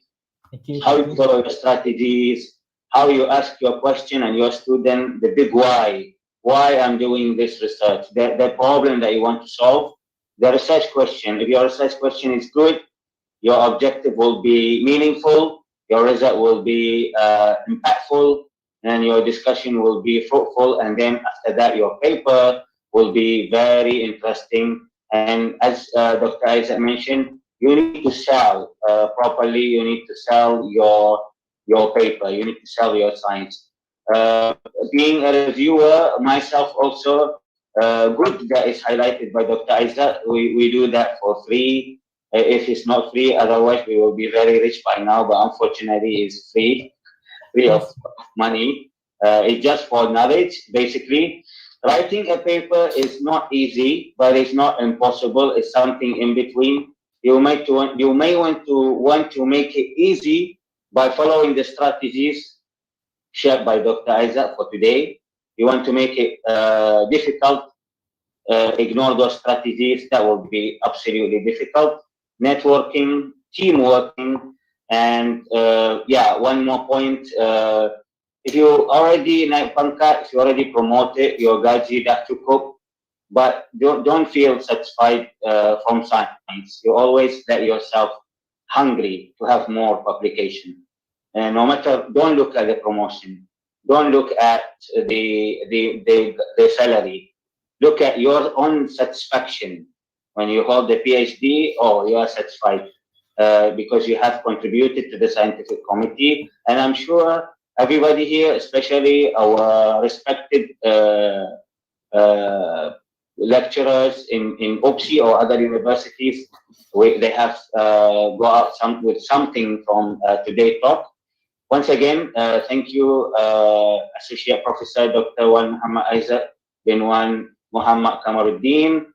Thank you, everybody, for being with us this afternoon. Take care and stay safe. And on behalf of the 4P committee, we will see you, inshallah, in more upcoming event organized by this committee, Jabatan Biology, Faculty Science and Mathematics, University Pendidikan Sultan Idris. Thank you so much. Wassalamu alaikum wa rahmatullahi wa barakatuh. Waalaikum salam. Thank you very much, Dr. Jameel, and everyone at the Jabatan Biology as well. Obviously, thank you so much. Okay, bye-bye. Assalamualaikum. Thank you all. Waalaikum salam.